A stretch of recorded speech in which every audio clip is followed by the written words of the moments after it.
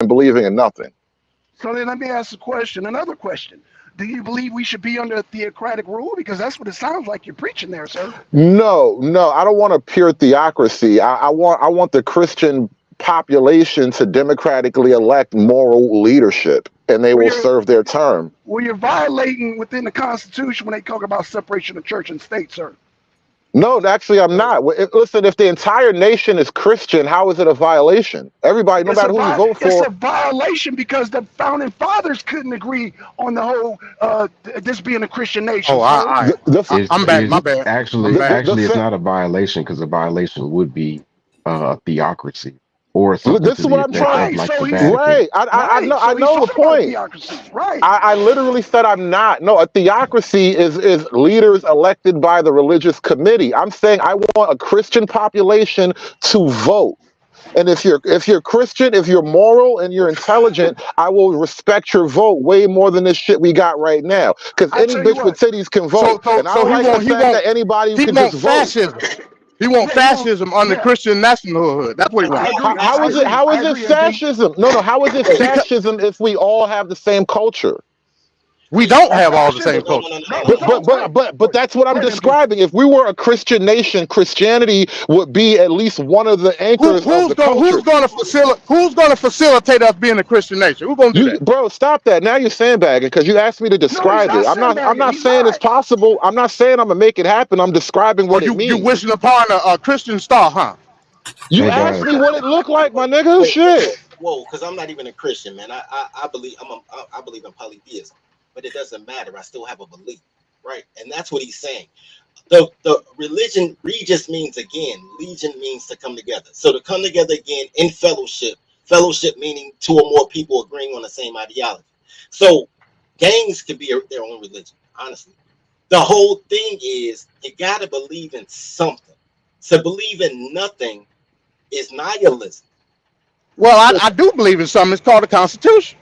if you Facts. believe in the Constitution, then you wouldn't ask that question because the Constitution gives you freedom of religion. It's right there in the top 10. I agree. But Right, but not only but do you have sexual freedom of religion, but you have freedom to have not have a religion, thanks to Benjamin Franklin, who was an atheist. Thank you very much. you do have Well, that's freedom. a tricky. That's a tricky thing, Wait, bro. wait, wait, It's not wait. tricky. It's not Oh, tricky. okay. Okay. And he was a pedo and he was gay. So and he was bi because he had a bunch of chicks too, and he found a bunch of 9 year Did, old did, women. did that affect the founding of the nation? No, what I'm saying is that's why he was an atheist. To believe in nothing is nihilism. And he was a traitor. Whoever would have won, he would have been on their side. No, He sir. talked No, to sir. Britain, No, France, sir. and No, America. sir. If it wasn't for Benjamin Franklin, we wouldn't have had the goddamn funding for the goddamn revolution. So there would be no America without Benjamin Franklin, Yeah. sir. He put France on the table for them to fight for us during the revolution. And had a crib in Britain, chopping up with Britain, and had a crib in America. Wait, Whatever's sad, sad, what? he Yeah, did did it he for No, put no, them. on. sir. No, sir. No, He He did sir. it it He for for them. was He with did did it France. for topic? them. Okay, it's been all over the place. I'm just I gonna go mean, ahead and take my vote. yeah, two two minutes ago, the I'll take original my question was vote. like Christian nationalism. Before that, we were talking about the gay culture trying to take over. Ooh, this has been a rolling conversation. We're Yeah, talking about bullies. Here's the thing. Here's the thing about a bully. Everybody got a plan until they get hit in the face, right? Shout out to Mike Tyson. The thing about bullies is you can only bully a person that doesn't fight back. Right now, nobody is fighting back. This very concept of people saying, you know You're what, breaking up. I understand your belief, I understand your beliefs, I understand what you on. This is what we on, and you being offended by what another motherfucker on is crazy to me. It's crazy to me. I can't can't even. Wouldn't Go Sweden be an example of of an atheist nation? No, no, sir. No, No, no. sir. Sweden? No, sir. What No, what what sir. is it? Is it No, sir. Denmark or Norway? The One of best those example of an of an atheist ain't. atheist nation. No, there is no atheist nation, sir. The That's not closest true. thing to an atheist There, nation, name, honestly. no, no, no, no. I tell you what. Any Name communist that. nation, bro. Name bullshit. China, no, bullshit. That's China bullshit. is pretty much an atheist country. Yeah. Based China on does what? not have a Base, national base. religion. That's bullshit. based on the God. That's bullshit. Russia, the Russia we know now is an atheist country. Russia are Orthodox. South No, Korea as Russia well. are Orthodox Christians. Russia are Yeah, Christians, bro. now they're Orthodox. Before No, they the been fall, now. no, Bro, before the they been fall, the Christians. church was suppressed. When it was a communist country, they suppressed all the religions except for one. But you're typically atheist when you're communist. Cuba was an atheist nation as well. They These actually School, niggas, outlawed school, all these, religion school them. for a long time. oh boy, okay, They yeah. said Russia was an atheist nation. Wow, That's not what he said. wow. School them. I said Well, I know. communist Russia was atheist. Yeah, communist Russia was but not overtly Christian. No, They were no, it suppressing wasn't. It religion. no, wasn't. it wasn't. No, Co- it wasn't. It wasn't. communism suppresses religion because religion is a threat to the communist ideology. It suppresses the nationalistic nature of religion, not the religion itself. The very thing that you're talking about. Okay, either way, that still makes it an atheist nation under communism. That's a lie. Let me That's school a you. lie. Let me I'm trying to school tell you. you. First of Explain all, it. Wait, excuse me. Stop yelling at me. And the gentleman, please explain it to me. What do you mean, Brother Black? what do I mean is that Russia has the largest Orthodox Christian and Muslim population, sir. And this is under Stalin, sir. And under the Russian Revolution, they had one of the largest Jewish populations. Oh, damn. Get him, MD. Get him. And Slavic, Slavic, what do you call them? The nomadic people, what they call blacks, gypsies. Right. And the nation itself was beyond secular. It was beyond secular that it was As actually well as atheist. the United States of America. If you look in the The root, Constitution of the United States, it actually mentions God. Does it not right? say? I mean, does In it not what say God in there? form? In And what without form and what factor? And what, yeah. One, You know one, what? Let me one, go pull up the Constitution.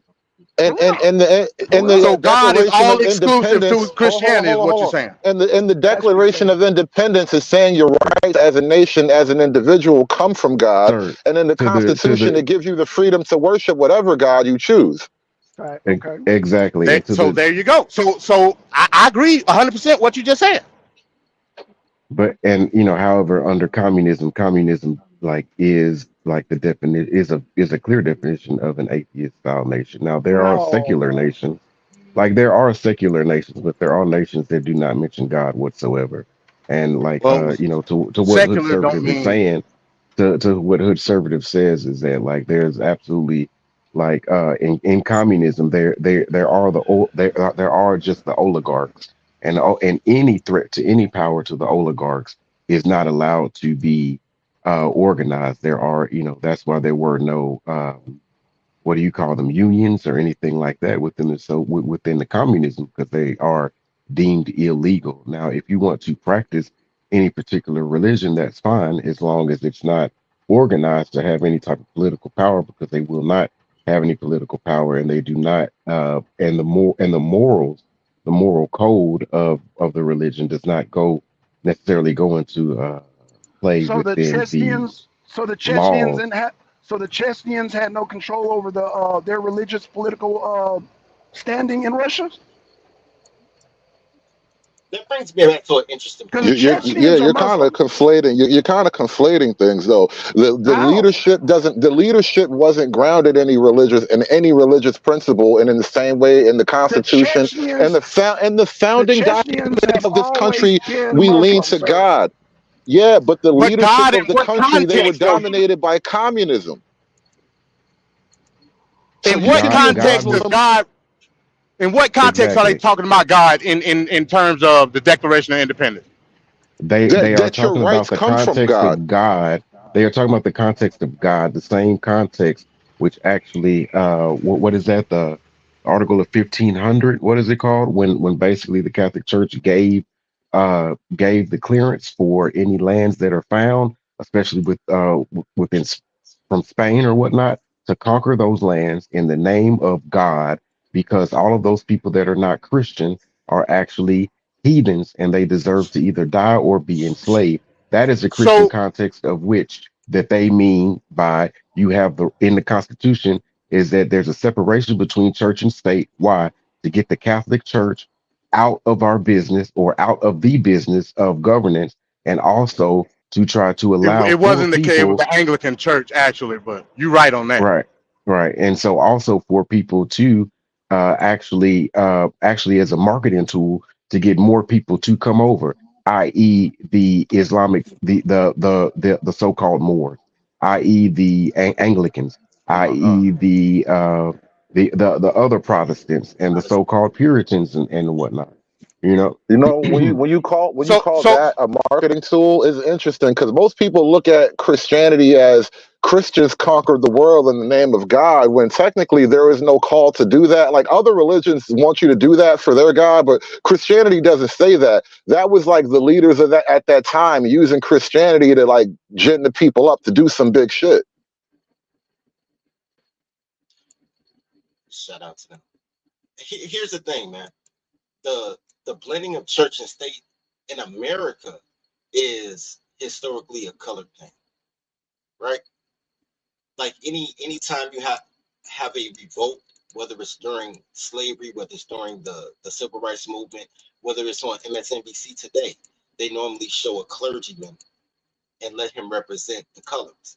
So even today, the thought of church and state being separate isn't necessarily pushed on black because they don't really see blacks as a threat, right? The feminist manifesto excludes black men by name. Say, yo, we're down here to take down the patriarchy. We're not even counting black men. It's in a brochure. You know what I'm saying? Nah, that was a psyop too, by the way. That was a psyop. That's why I always tell niggas when you destroy the patriarchy, you don't give yourself a house to sleep in.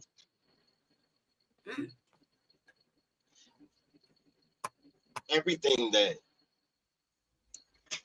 to be counterculture just for the sake of being counterculture until the counterculture becomes the culture is slavery.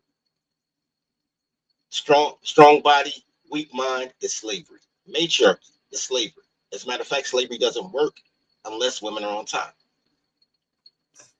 The feminist movement was based on watching how black women moved through Jim Crow. Everything about what it is you guys are talking about, it's cool, bust a nut, but it's not sustainable. Even being a gay couple isn't sustainable if you want kids. Then you got to find a surrogate or something. None of that goes outside of natural law. It's sustainable. The thing about liberalism in America as currently constructed is y'all don't have a belief system. Y'all have a marketing program. And whatever the fuck they market, every 3 years, your whole belief system will change based on the common, whatever the new current trend is. It's not liberalism. It's progressivism. That's why they keep moving the goalposts. Because I could have swore Red Monkey Jeans was on style just yesterday, and not today ain't not. You feel what I'm saying? Progress. That was progress.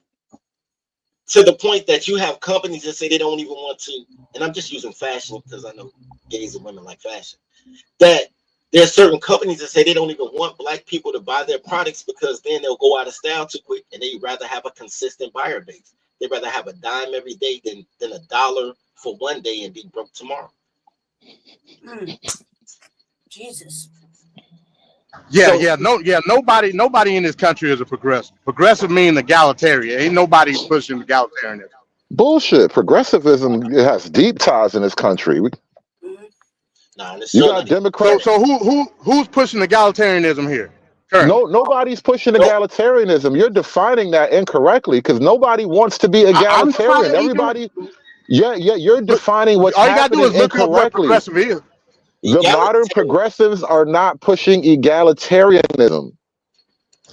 Literally, the scale, literally, the governmental scale is left. The far left that you can go is egalitarianism. Up under that is progressive.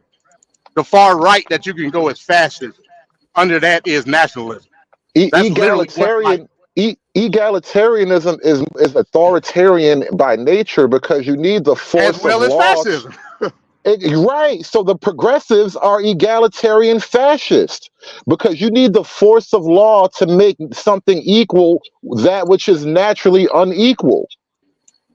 I don't think that's what that means. Hey, Lady Che, I gotta go real quick. I gotta go secure this load. If y'all still be on in maybe like 30 minutes, I'll be back. Okay, brother. Thank you for coming out. All right, y'all. Peace. All right, bro.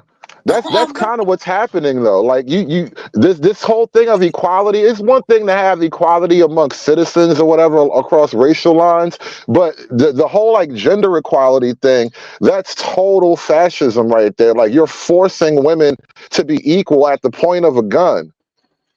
Here's the thing about gender equality. I don't believe in it. I think that girls should, not be.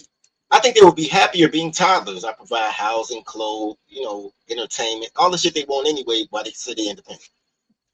I believe in toddlerism, not feminism. But this is why. Because essentially, in order for women to be equal to men, men have to dumb down.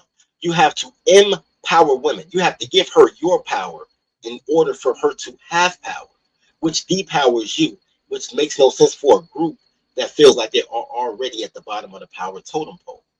You understand what I'm saying? So I don't You want just to explained the whole destroy the patriarchy problem in a nutshell. so I don't want to empower anybody. What women should do is they should learn how to season chicken, and then they can control their men. There's a great analogy. Oh But shit! there's a great there's a great analogy. That was funny. I was laughing. I'm sorry. Men want power. Women want control. Blacks, they don't want either, because the women want control, but the black men don't want power. They just want love, because the hug they never got from their mom. But I digress. But generally speaking, natural law, men want power. Women want control. But I want y'all to focus on it like this. Let's say electricity is power, right? Electricity is power, but you can control that power with a $1 light switch. So it's not that women couldn't control the power if they just stayed in a lane. They can still get whatever they want to get. The problem is that women's version of power is masculine, but they still think like girls. So now they have the power, but they naturally want control. And what do you do when you have power and control in the same place? You short circuit. That's why everybody has a fuse box, right? Because you'll short circuit if your power and your controls in the same place, even though you call control power. Because if I tell you to turn on the lights, I'm like, yo, turn on the power. You're really hitting a control switch. You're hitting a circuit breaker. You're kind of describing like an archetype, what they call like the smothering mother.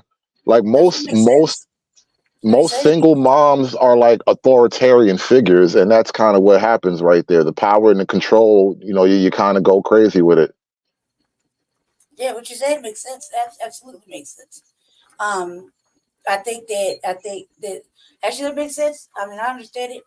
I think that some people would be, some would be reactionary towards it and be dysfunctional with it. But what you said makes sense.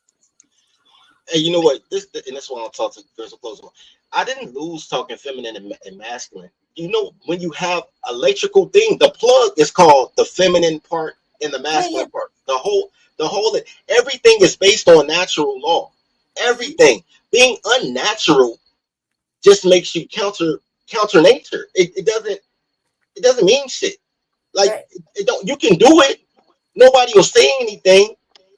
But once again, we're back on pressing. For instance, there's no mammal in nature that has pink or purple hair. Not one. There's some birds, but they're not mammals. There's no. So if you see anybody with pink or purple hair, you like, yo, I know what type of culture, what type of vibe they own, what they own right now. Because it's not like you can't shock me like, oh my God, somebody got pink hair. It doesn't grow like that. Not in a monkey, not in a rabbit. It doesn't happen in nature, right? So something outside of nature, you notice it, but it doesn't mean it. Now you can do that, but now once you say, yo, everybody should have pink hair because I like pink hair. Now you're trying to normalize abnormal things, and then when people push back, like, yo, I like my hair, then all of a sudden we should cancel them because they don't want pink hair, and that's what's happening. That's really the answer to Gynocracy's question when she says, why can't we have control? Because that in and of itself is normalizing something that's inherently abnormal. Like women having mass control over men. Women are made to control children by and large, but having mass control over men it's an inversion. And so within that abnormality, you can only produce further abnormality. And so that's where things start to just you start to see more and more in chaos, more and more dysfunction. And it's not so much that it's not born of a place of like, women are bad or something like that. But if you put the wrong person in the job position, you can't expect the job to get done properly. Yeah. No, I understand what he's saying. I mean, it's basically like going against nature. I mean, everything has a masculine or feminine. You know what I mean? So In the so energy. So I understand what you're saying. I get what you're so saying. so I would like to ask a question. How Mhm. long do you think as a society can continue when if it is denying nature with nature and natural law and causing it to be punishable by law if you do not agree with that which is not in congruence with all of the examples of natural law that we have? How long can this continue and where does it end? Time frames are tricky, but it's more of a cyclical issue. So it's a cyclical inevitability. Think of it that way, right? So Well, your time frame can stretch out for decades or 100 years or so, but if you become weak enough, the strong will kill you. That is a truism that never stops in nature. I'll yeah. say it like How, this. how many generations can continue like this Two, before we're two, two, or three, walking backwards into a cave? two or three. Not Right? many. Yeah. Because wherever you have like a strong matriarchal presence, you will always find uh Slave. You'll always find, uh poverty and you'll find a lack of development. and you'll find people that get colonized. The difference between being colonized and being conquered is when you're conquered, they kill all the men and they take the women and children as booty. Mm. When you look Brother, at, you can't. We can't hear you. Sorry, you got low again. all right, I said the difference between being colonized and being conquered is when you're conquered, they kill all the men and the boys. When you're colonized, they just sleep with your girls and tell your girls, man, you better stop your mans. That's what happened in Hawaii. That's what happened in America. That's what happens in any place that's colonized. If your men are still alive, that means that your women gave them up because they've already made them weak enough. And Godnocracy, there is no such thing as equal control, by the way. You've never seen a car with two steering wheels. but I'll go as far as to say this though. Here's the biggest problem, and you'll rarely hear me say this, guys. So y'all better save this. This isn't a woman's issue because nobody cares what women do. Straight men will watch lesbians spit on each other. This is not a woman's issue. Y'all equally annoying if you're gay or you're straight. This is a man's issue, Mm-hmm. and specifically, it is a gay man's issue. You have to ask yourself why they put a pretty lesbian on TV to talk about the rights of a truck driver, gay dude in a dress with a beard. Like, why don't they put him on Front Street since he's the one that's trying to benefit? Why do they show you? Why do they show you a nurturing uh, lesbian couple? One of them probably butch, but holding a baby, but they don't show you the guy that really wants to sleep with that 9-year-old kid when they're trying to put what they calling it now, because they don't call it P, they call it age, Nambla, age something. Yeah, Nambla, from it's the that California creators of shit. Nambla. The it's actually the same reason why you had a propaganda of the what is it called, the birth of a nation, right? So it's a propaganda. If the propaganda can work negatively to try to paint all black men within this country to be some type of unintelligent uh, hoodlums, and we see how that idea has begun to catch on and take flight. They with that being proven, then what they are doing, or could be possibly the goal, is to change the mind to create a propaganda to basically ease it in. Because listen, nobody wants. What'd you say? The truck driver with the beard and the dress and the stubble and lipstick. Mm-hmm. Yeah. I mean, nobody cares about, and I've been in the bathroom when this happened too, by the way, so I was kind of triggered. Nobody cares about the cute Latina girl that comes in the men's bathroom and try to take selfies when you're like, shorty, we in the bathroom, don't take no selfies. And she all in the mirror. The women's bathroom is comfortable as shit. Y'all got like ottomans and shit. I'm like, yo, why we got a steel? We got a polished piece of steel that you use as a mirror. Y'all got real mirrors. Like, why you in here except because you can do it? You know what I'm saying? The only reason you're in here is because you legally can. But even though, men cover their thing up at the urinal, nobody say nothing. The problem is not the girl. The problem is when that same burly truck driver goes into the women's washroom and then everybody tries to attack them, from the mothers to the passers-by. That is what they're trying to normalize. Girls been bisexual. Girls been part of concubines. Girls been spitting on each other forever. Nobody cares about that. So it's not even a gay argument when it comes to lesbianism. Nobody cares, to be honest with you. Right. Professor Max in Rocketta says their bathroom is disgusting. Stop. I don't frequent women's bathrooms that much. Well, I mean, look, there's only one person on this panel that can really answer that question. So tell us, is that the ladies' bathroom? Where you at? Like, where depending on where you're at. I mean, I'm afraid not, but I mean, I also wouldn't go. The lady go in the man's bathroom to take selfies. Jesus, nah, before I leave the house. the funny thing about that, like, we got that idea of the ladies' bathroom, and I tend to agree with dirty folks. Like, if you're just gonna rate public bathrooms, the women's room tends to be a little bit better kept than the men's room. But it's weird because girls do some of the most filthy shit when nobody's looking. You ain't lying, bro. You're not lying. I mean, you'll be all right. You ain't lying, brother. You're not lying. See pads on the wall and shit. Girls do so much terrible shit when they think nobody gonna catch them. You're really not lying. You're really not. Even in jail, I hang out with correction officers in jail. They say the same thing. They're like, "Yo, we'd rather be with the guys. The guys mop and sweep. Like the girls, they throwing tampons. They trying to put hot dogs and the rubber gloves we gave them to clean up. They make a deal those. Like, yo, the girls is wild." No, bro. Yo, no. There's certain, I just gotta agree that some things are just we pray you don't see it. I gotta agree, but yeah, I don't. There's a lot of extra weird shit you just mentioned. I wouldn't have no idea about.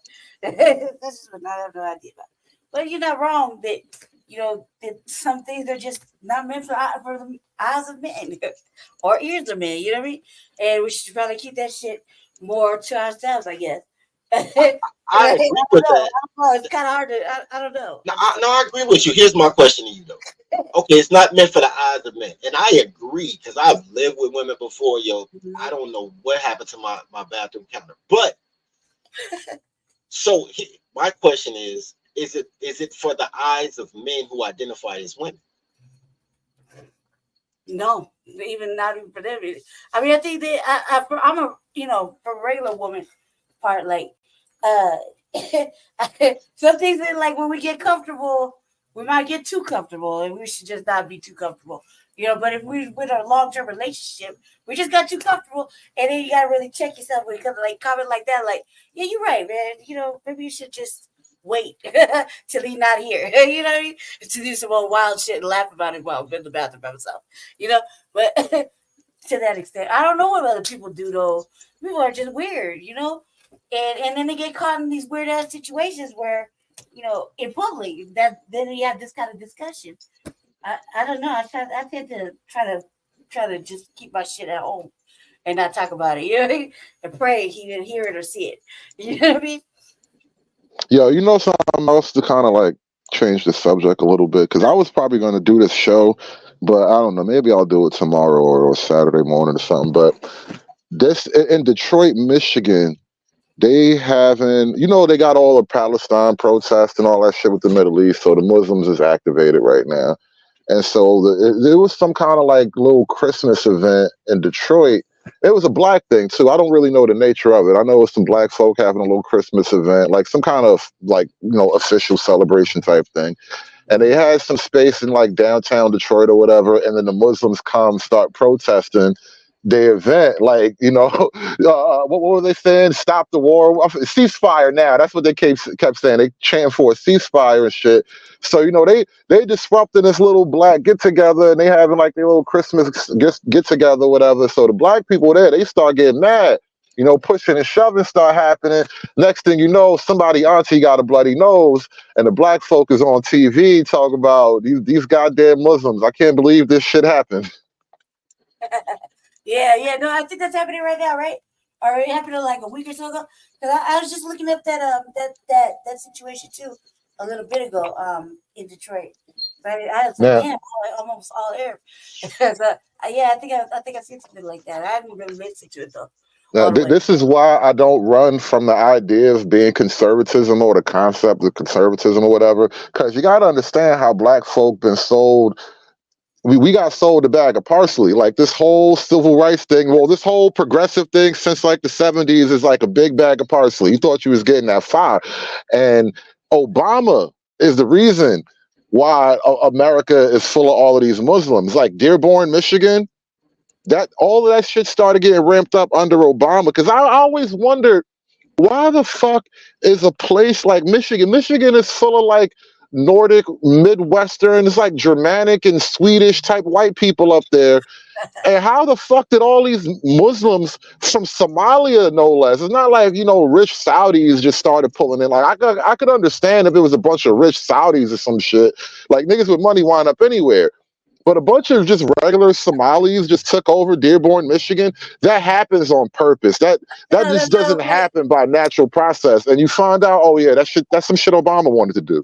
I didn't even know until today. Like when I looked it up earlier, because a person in the chat had mentioned it, and Blackson had mentioned it first. And I had to look it up. I wasn't really hip to it. I was like, oh goddamn! Since when did it get all the way over here? And that was my first thought, finally, to myself. And then she said, it is funny. It is funny. I mean, listen, I'm not saying Obama was a Muslim or nothing like they were saying back then, but it makes total sense that the Muslims he invited won't let black people have a Christmas dinner. It makes total fucking sense, bro. I'm kind of with bro on that one. That kind of make no sense because Muslims really don't celebrate Christmas. They celebrate. Well, that's what I'm saying. This is the problem with this immigration shit. You inviting people over here that's brown like you, but they don't fuck with you. Right. Thank you. That's a whole different discussion though. But we can have that discussion because that's what's important. And once again, only men are tribalists. Only men are nationalists. A man that's not a nationalist, then it is what it is. You just don't stick with them. But men gang bang on various levels, whether it's nationalism, whether it's the sports team. Like we all Well, nationalism is an offshoot of the Prussian education system. So like they're like before No. like no. before 1865 or whatnot, they really well in the United States, like there was no American identity, and like using the Prussian education system or that style to actually promote a nationalistic identity is I how think we you're got. conflating. You're conflating two things. Like America was a growing young nation, so I can give you the identity thing. We had to develop an identity and definitely borrowed from other countries. But the idea of We didn't even have an nationalism, official language until after President Van Buren. I know we should have spoken. We should be speaking German. Really should. And we didn't have a national dollar either until the Confederacy happened. But your thing about nationalism as an urge is a basic concept and extends from your basic property right.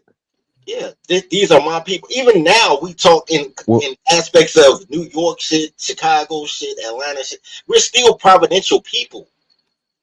You know what I'm saying? And that's a bit more tribal. So you had like a tribal and a culture, and or a religion that would be the cohesiveness of the group, as opposed to a nationalistic identity of this is what I meant about Christian nationalism. It's the glue. No, okay, religion of some type is the glue, but the Constitution is the mortar. But here's the thing: America, even when you talk like that, most nations are the same people. If I go to China, I'm not looking for black people. I'm like, it's gonna be Chinese people here. Germany is gonna be Germanic people. Like, only America is the quote unquote blending pot, right? Mm-hmm. So we don't have a moral compass anymore. Our identity is based on whatever the marketing is for this next marketing cycle. And that means whoever has the biggest marketing budget is your God. You understand what I'm saying? Mm-hmm. So in essence, the nationalism that people are looking for has been replaced with an individualism by the same people who want to take your nation. You feel what I'm saying? It's crazy. It's it's it's like when I see pictures of black quote unquote families, but it's just two kids and a woman. But I see pictures of everybody else's family, and they can have no kids, but it's a husband and wife, and they'd be like, "Merry Christmas from the Johnson family." You know what Yeah, I hate about that they, shit, bro? No, I'm sorry. I was just gonna black leftists. They have taken this attitude of attacking patriarchy as a white concept, and what that does is create a world where that situation where you just described becomes the norm. So for white people, a family includes a man, a woman, and the children they produce. But for black people, a family is whatever the fuck these bitches tell you it is. Hmm. especially especially the big Beckies that dirty folks be trying to hide in the closet. Not. Hey, first of all, the way my fat Maybe. phobia is set up, that would never happen. Second of all, though, shout out to them big Beckies, because if it wasn't for them, there'd be a lot of black men stuck in Chicago. Those big Beckies gave my brothers an opportunity to move to Iowa, Minnesota, uh, Oshkosh, Wisconsin, and have better lives. They was not shit in Chicago. They went out there, they got their credit right, they cut their hair every 2 weeks now, they got better hygiene, they wear Jordans. Look, they come back, and then all the black girls like, you think you came up, you fucking with them white girls. You didn't even want this dude. You know what I'm saying? He went out there and had to sleep with bacon in order to be somebody. Gotcha. Jesus. So shout out to them big burly brought back Beckies. I like I was just laughing because I have the giggles. I think that's some interesting points, brother. That that people don't really really think about. Honestly, to be honest, that like I'm sitting here like, damn, that makes sense. Just really because you know, we kind of are stuck. So yeah, so I think that's a good ass point that you're making. I don't think black politics really allows for this type of conversation. Like if it wasn't for this thing of YouTube and having platforms, or like, all of us are like random. Like I know dirty folks, but I'm new to everybody else in this little area.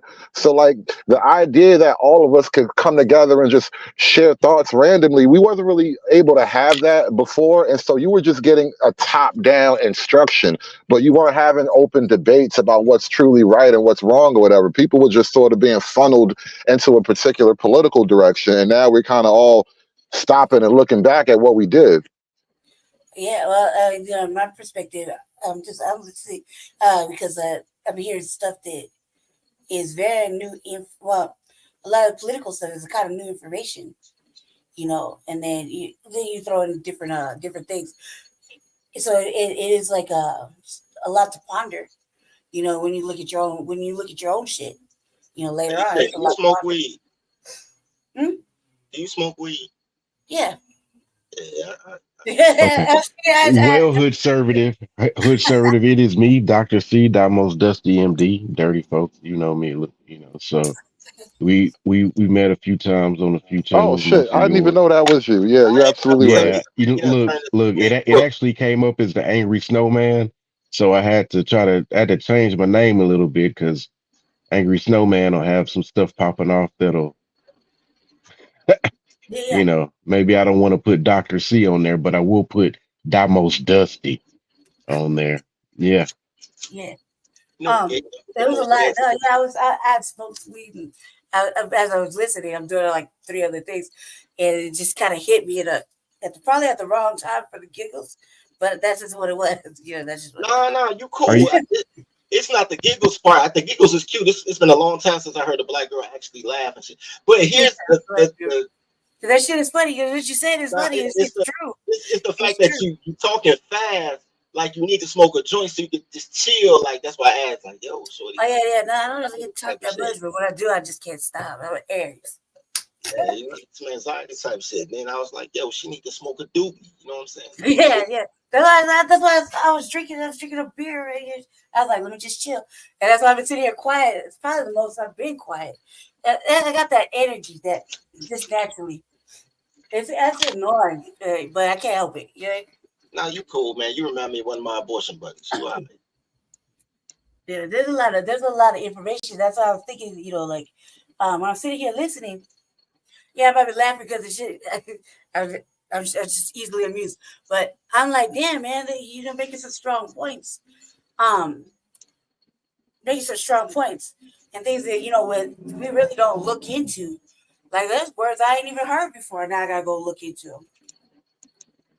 Like shit. You know, conservative. He be trying to be smart and shit. Don't listen to him, man. You know, he just trying to make you a commie. Well, not a commie, a conservative. He don't know no better. Probably got a Yeah. Trump So hoax in his so I receipt. just wonder, like, who taught these people that being conservative was wrong? Like, when was that 1970? Is that something that happened after integration?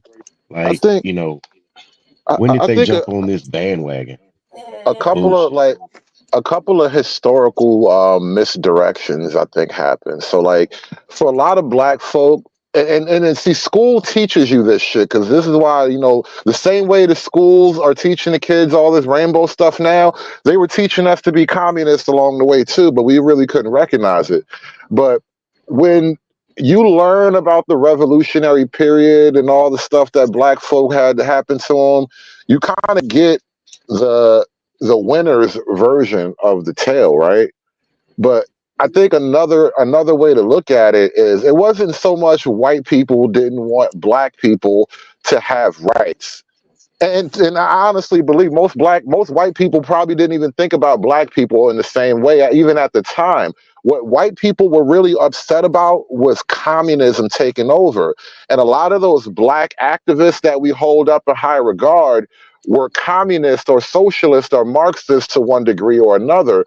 And so to our eyes and to like the casual viewer, it looks like white people are being mean to black people. But a more nuanced version of it is you have communist infiltration who, since the 1900s, by their own writing, they say this is the plan to infiltrate and topple the government. They will play up, they will cause and create and exacerbate racial tension as much as they can to galvanize the black vote into one block that they can use against the power structure, which is basically white people in America.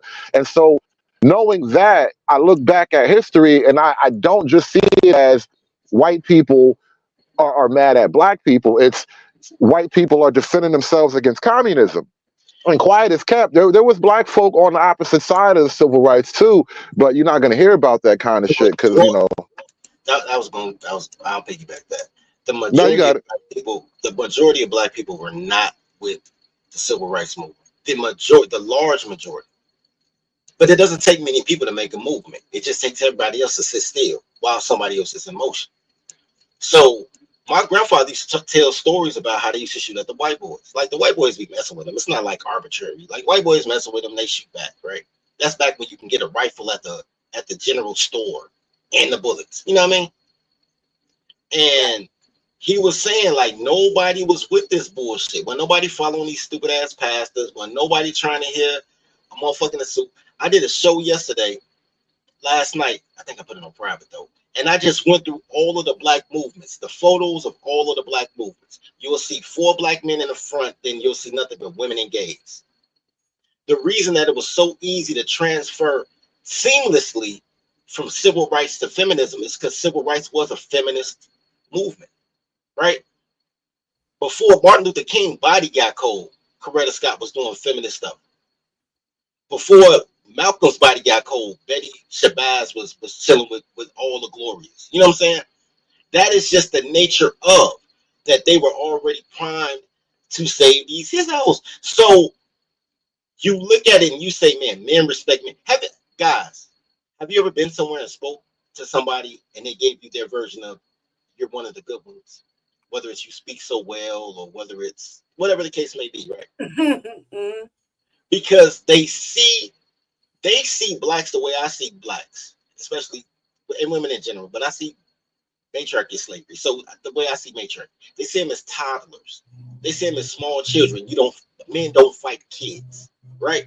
If they took all this pro-blackness shit serious, like we're gonna top of it, man, look, There's not a black community in America that's not surrounded by a layer of Mexicans than a layer of whites. There'll be no quarter if people really took colored serious. This is why, and I suspected this would happen, but the moment confirmed my hypothesis that I had been holding on to. But that other night when I went to, I was over on Snowman's, and I was joking. I was telling people the next day, like, yeah, I bumped into some white supremacists. We was chopping it up. That shit was chill. And white supremacists typically, and this is like, even if you look into their literature, they may not want to live next to black people, but we're not the ones they truly hate. There's a whole other ethnicity out there the white supremacists hate. And I don't fuck with them niggas either. That's why when I was chopping it up with the white supremacists, we got along. It was like, yeah, you know them niggas? I know them niggas too. Fuck all of them hoes. And we was cool after that. Because it's this thing of like, there is a third party in the conversation that we never really get to talk about. But that whole situation is hilarious. Like, bro, white supremacists, they may not like you, but they really not itching to do shit to you like that. And they don't even dislike you. They're apathetic towards you. Right. Like, there's this thing that, and it comes from poor parenting, that niggas need a hug. That's why all these, I did a show about kids with Down syndrome trying to date each other. Story. There's a show in Finland called Down for Love. And it's about, didn't that used to be a TV show with Corky? You remember Corky? That was a fucking TV show back in the 80s or the early 90s. A little nigga had Down syndrome, but he was like the star of the show and shit. I don't remember that. That's crazy. Yeah. I was just talking to my brother about that. I was just talking to my brother about that in the house privately, you know. And we was laughing about it because I thought that shit was fucking crazy. And when they would blame each other when doing bad shit, you know, and not take it up, and then let the normal kid get in trouble knowing they did it. You know what I mean? That's who you gonna blame. When think about it like this. Once again, toddler behavior, right? When your child does something, they don't look at your child, they look at you, like what you gonna do about your child. Right. Right. So it's the same thing. When your girl does something, they don't look at your girl, they look at your girl. Then they look at you as a man, be like, yo, you gonna let this bitch just wild out in public? And black men in general are poor patriarchs. They're horrible parents to their toddlers. Horrible. But that's why they got the worst toddlers. But the whole auspice of this show, Down for Love, is all these Down syndrome people on a dating reality show, dating other Down syndrome people, and they have all this like vigor, like they really into it. They really into it, like they finna get laid. They into this shit. They about this life, boss. Yeah. And I said, yo, this motherfuckers, they sound just like these motherfuckers sound like every black panel I've seen on YouTube. Yeah. I was like that. Hold on. We sound like the Down syndrome niggas, bro. Oh, that's deep. My brother, we was just seeing squeeze up at the house, and I was like, "That's the way it looked." Like, and then it's easy to just go ahead and turn around and play the normal one, which is AKA we blaming the whites. But that's what it looked like. That's. I was just having that conversation. Like, God, man. Yeah, I mean, it's it's almost like like Frankenstein. Like they say Frankenstein had an abnormal brain. He just may have been smarter than all of the townspeople, right? So like when you are, if you, if a genius is in a sea of idiots, he becomes a monster, right? And I think a lot of people, to avoid being monsters, have lowered themselves to be these idiots, because I know what you were saying about a lot of these panels. Like people will get up there and they want to scream and yell and holler and all this other stuff, and then people want to try to go ask a question, cut people off, then go down another road, another path or something. Like you sound like children or something. Like maybe because I'm older, but it sounds like children trying to argue to their aunt to tell their grandparents on their mom and dad. It just, I don't know what it is, but yeah. It's not a whole lot of times I'm going to agree with dirty folks, man. I like not like at least not 100%. But when dirty folks has a point, it's normally dirty. It was worse than that though, because the Down syndrome girls were so sweet. I was like, I want to hug her. How many times you hear me say that about a girl? Like it was like I was like, you got to be a retard. Pause. Fuck it. I said it now. You got to be a retard to be in your natural femininity, like nature. Like, right. there's a. Like, I think it just yeah, we fucked up. You know? Like there's a lot of information out there, and then people just they gravitate to one side or the other, or like multiple sides, and it creates a sense of confusion within yourself. You know what I mean? And then you're just like, fuck, man, I don't know what's what and what's what not anymore. You know what Like when you get a new computer, like it runs fine, but the more data you have saved on it, like it's the same computer, it has the same processing speed. It just can't process all the RAM and the ROM at the same time. It just gets over cluttered. And so you may not necessarily have to be intellectually disabled to be feminine. However, when people are not able to be in their true nature, they then again create a situation where they are intellectually disabled because you're not able to communicate and process the information of even their own nature because they're so busy trying to be smarter than I don't than the idiot next to them. You know, it's, I mean? I want to agree with you. I really do. I can't, but I want to because that's not what they do. What they did have is an inability to be wrong. So that the pride that comes before the fall is what that is. All lessons are in the mistake. Because if you did it right, you ain't learned shit. All lessons are in the mistake. So you have to make the mistake, then make the correction, and now you know better. When you don't have the ability to be wrong, you'll be dumb forever. Baby boomers, right? You'll be dumb forever. Black girls, you'll be dumb forever if you can't be wrong. You got to be able to say my bad, and then then after that, once you realize it's a mistake, then you have to allow yourself to be coached. You know what I'm saying? So not only can you be wrong and you want to master your craft, then you also have to be coached by somebody who's been there. They may not even be as good as you, but they understand the process. You ever And you ever see you know what the Ouroboros is? It's what? basically the Ouroboros. It's actually a word for something I know you've seen. The idea of the snake eating its own tail. It's the symbol of infinity. Also, it's like a heavily used concept. But basically, the snake eating its own tail. That's what I listen to a lot of these podcasts. I call it the Black Love Industrial Complex, right? And all of these podcasts across the Black Love Complex, they all sound like the snake eating its own tail because it's basically you got women and men, and the women can't be convinced, and the men can't force them. And so we're at this stalemate where the snake's got its tail in his mouth now because nobody can just force the situation correct. Because that's typically how it works with a man and a woman, honestly. Like outside of like if you're talking about like quote natural law, and I'm not saying men just abuse their wives, but there is that too.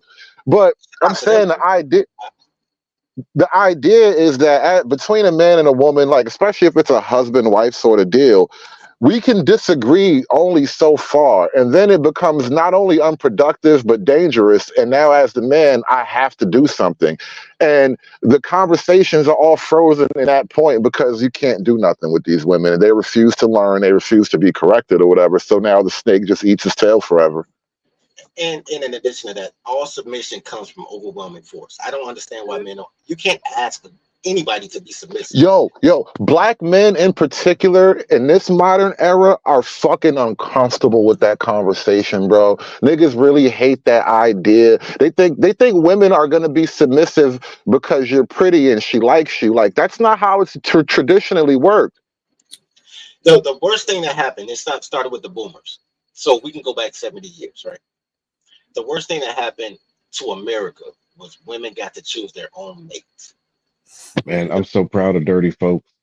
I've been on here 20 minutes and he's just now mentioning the boom.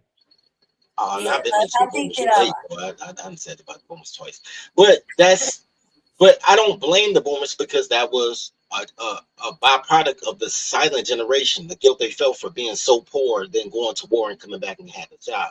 So the boomers were the first generation of kids commercials, for instance, and cartoons, for instance, right? The first time that the media marketing specifically targeted children because there was just so many of them. So everybody was fucking. No birth control. They was wilding.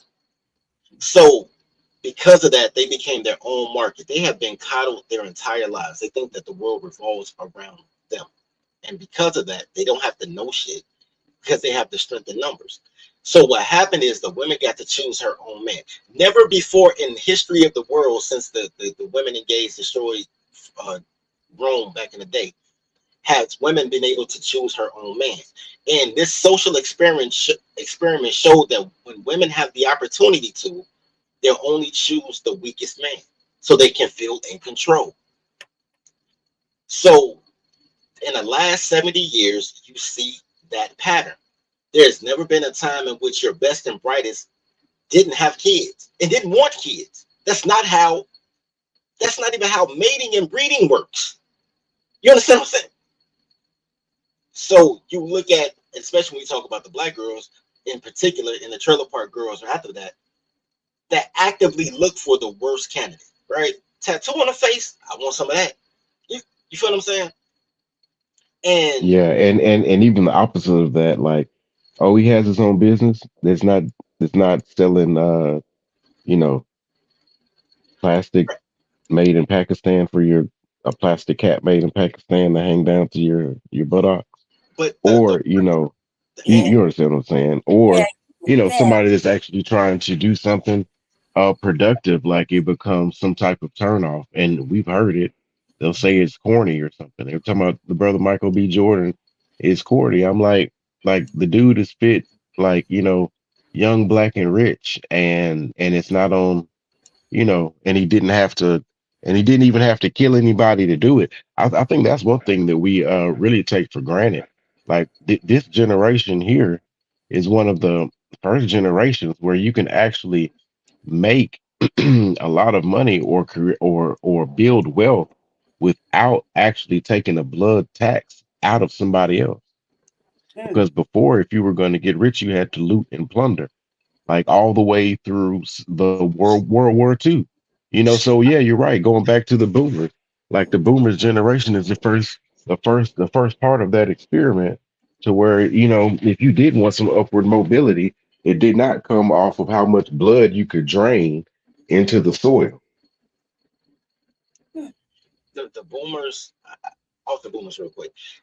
The boomers' children, the ones they neglected and raised themselves under natural law with a key around their neck, right? The boomers' children, everybody thought they were going to be drug addicts, but they weren't.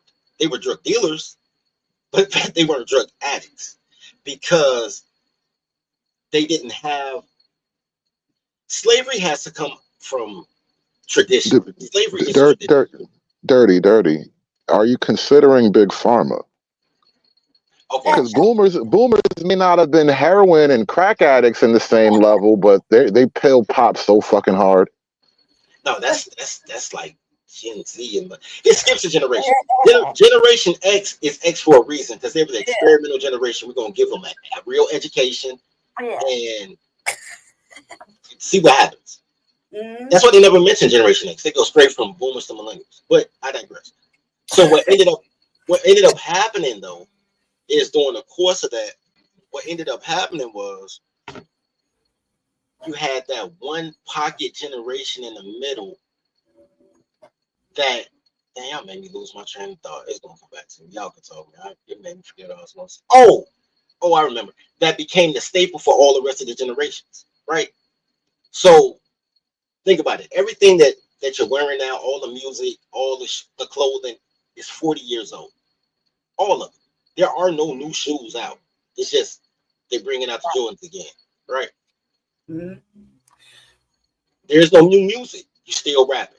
There's never been a time in American history where a new music form wasn't made every 30 years. Never. From blues to jazz to whatever. P-funk. There's never been a time in which it was so stagnant that people were so comfortable that they're like, yeah, we here, B. You know what I'm saying? Mm-hmm. There's a lot of things that go on in America now that is stuck in place when you went from analog to digital. You know what I'm saying? Oh, and I know what I was gonna say. And we the last generation with big homies. And that goes to what they were talking about when my man was on here earlier before he went and dropped his load, pause.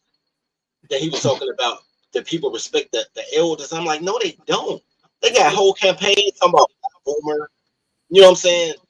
But I I talked mean, to David, no big homies. But anyway, I think about that phenomena in the context of like black community, and I think about the movie. What was that movie where Big Mama died? Who was Big the Mama dinner house, movie? Big Mama Did- house.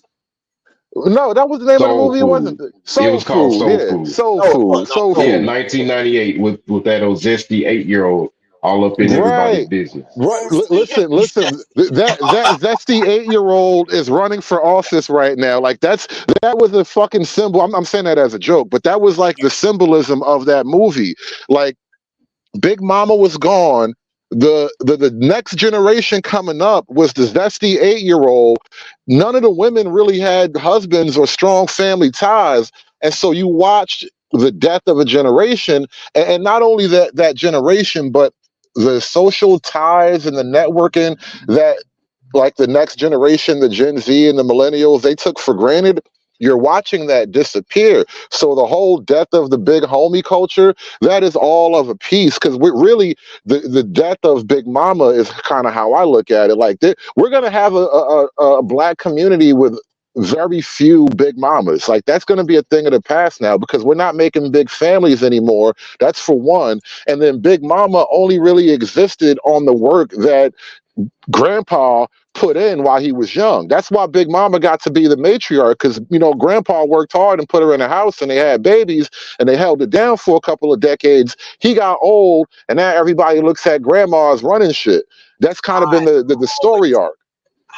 Thank you, man. Think about that. Think about being a 17-year-old boy that likes a girl. Think about that. The concept of being 17 years old and you like a girl. And you say, I ain't got no money though. And by the way, we're kind of going through a recession.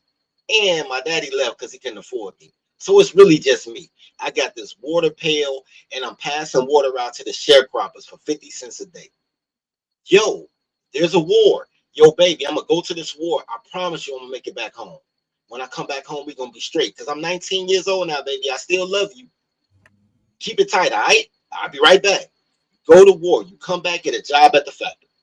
You work at that factory for 30 years. You get the gold watch. You buy his and hers Oldsmobiles because that's what old people do. And then you raise 3 kids in this house. Your kids have kids. Now the grandkids come to the house that you spent 30 years to pay for this motherfucking girl who, in your eyes, she's still the same gorgeous 17-year-old girl that you met. But in reality, she like wrinkled and 65 now and her titties on her knees. And you worked 30 years to buy them his and hers goddamn Buicks and buy this house. And they said, we're going to grandma's house. And when they go in there, they don't even talk to you unless they want some change. The disrespect. The fucking disrespect. No respect, I tell you. No respect. I used to love Rodney Dangerfield for that line, man. No respect. That is like the classic man's burden right there. Everything got real ratchet, and then comfortable in that ratchetness, I think. You know what I mean? Well, the ratchetness just had to it was going to happen because ratchetness is a symbol of disorder. So, once you remove order, there's going to be a version of ratchetness. Well, let me say this real quick. Jesse Perry said, did he get older? Did he die? In the analogy at Big Mama's house, the grandfather died, but they had his brother in the fucking back room who never came out and they showed him no respect. Yeah. They bring his meals on a TV tray. The disrespect of these goddamn colors. This is why I'm abusive, man. I used to like girls be singing Tevin Campbell and shit. Until I found out Tevin was gay, you know what I mean? Oh my God. Bro, you know how so fucked up so many of us are by R&B, bro? R&B is one of the most evil music forms that black folk, we was better off singing Christian. Now, I totally understand. If you go back and watch like Five Heartbeats and those old Motown type of movies, and the parents didn't want their kids singing secular music, they said, if you're going to sing, you're going to sing for the church, right? I totally understand that because singing for your love of God is respectable. It's putting your target it's literally putting your aim in heaven, right? But singing for the love of hoes is the path to hell, and that was R&B. That was like 40 years of just going down the path to hell. Listen, man, you better off loving Jesus, bro. These hoes going to destroy you. Hey, Man, you know man, who's out that's there, a right? real good point, man. If you actually listen to some of that older music, especially like Delphonics or something, what's that? There was a song that had Delphonics, some uh, brand new. Feel brand like if you listen to those songs and you just like replace the idea of them singing to a woman and them actually talking about God, it actually fits one for one. I want you to, matter of fact, I want you to look up that song with Dale Phonics, brand new. Your love makes No, me feel brand new, or something He like said, that. But if you just replace go. that idea with God, it does. It works one for one. And I actually Yo, started listening to those songs like that. you watch know what? this one episode of South Park, bro. It's the episode of South Park where the kids all want to start a rock band and they wanted to make $1 million. They wanted to make a platinum record, right? And so the kids, they broke up and Cartman went to start his own band, but he started a Christian rock band, right? And so yeah. Cartman was like, listen, I got it. It's so easy. You just take a regular song, you just take a regular love song and replace the girl with Jesus. And so he started coming up with all these hits, Rock Me Sexy Jesus. Jesus, you touched me so good. I was like, oh my God, this shit is dope. Yeah, but that's kind of the idea. And they was spoofing that whole concept if you think about it. But that's really the truth of it. So I totally get that whole church position now. Like, yeah, y'all was better off singing in the church. That shit was a waste. Hey, but you know what though? You know who stopped all this R&B and put us on the full Bobby Womack trail, right? Mm-hmm. Chicago niggas. Chicago niggas kill love. Shout out to Chicago niggas. Think about, okay, so I had a dream. It was based on the American dream, and the American dream apparently is statutory age limits on sex. So I decided maybe 10 years ago, I decided to date younger girls, and I would as young as consensually possible, but I was younger then too. And I was like, yo, I'm gonna knock them up to the song that her mama got knocked up to. So whatever song came out the year you was born, that's what we gonna crash to every day. That's what's gonna be, right? So whenever I came to this concept, the year was 1996. Whenever it was that I thought about it, and I started going through all the top 50 R&B songs, right? All the men songs is like Jodeci and Boys to Men, and I think Brian McKnight, he was still on top at that time. It was all these songs, and it was all love. We're gonna start back at one. You know what I'm saying? Whatever you want, baby. Whatever you want. I'll pay your rent. I'll buy your clothes. All these male songs singing to women were songs of baby, baby, I love you, baby, baby, baby, take me back. All the girl songs from the black chicks, is Mariah Carey black? Are we claiming her as black or not? For the Yeah. Well, yeah, mixed. Okay, so if The she's black, music industry counts her as black. I think only for music purposes. okay, She ain't never gonna be she ain't never gonna ride at the back of the bus. Yeah, anybody talking about it? Yeah. So right. For music purposes, the only from 1995 to 1997, the little group, because I started looking into like, what? The only 3 female R&B artists who even made a love song, like they really gave a shit about the nigga who paid their bills, was Mariah Carey, Whitney Houston, and I think Anita Baker made a comeback for like one single.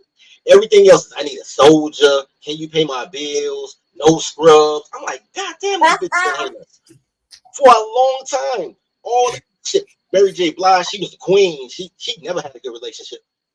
It wasn't until 1999 when Donnell Jones dropped This Love and he sung a whole song about leaving his girl to go fuck her friends. That was the first time in R&B history. Yo, I broke up with my girl back there on that song. Yeah, this is where I want to be.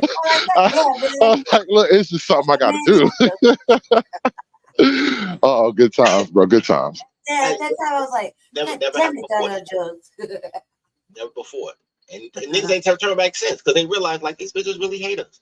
But and now we on YouTube and they still ain't realized these girls hate them. Like, but I don't. Here's my thing. I don't care about girls hating me because girls hate everything. I'm cool with that. They just not cool with that because they want only men love for real, and men No, try to find a way to express their love, you're and right, women but receive I'm men. thinking about that right now because you know what you're saying. I'm over here reflecting, personally, I reflected, and I'm like, man, it probably do seem like that because, about the whole power controls comment there, what you was talking about earlier. I mean, women don't really realize that shit, so we don't know. You don't know we can't do better. You know what I mean? So it probably do. It probably is like that. Like I'm sitting here reflecting. I'm like, God damn, this song. See, y'all niggas left my day when It's Donnell dropped. Nigga, all y'all, bad. It's all bad. I started dating when Donnell dropped too. I had already been fucking, but I started dating when Donnell dropped. I'm with y'all, bro. Well, I was fucking the Jodeci. I ain't gonna lie, bro. That show, the after party, the hotel, nigga. I was Nation Homes, man. Oh my god. Shout out to Nation Homes. But my bad. Yo, Dr. C.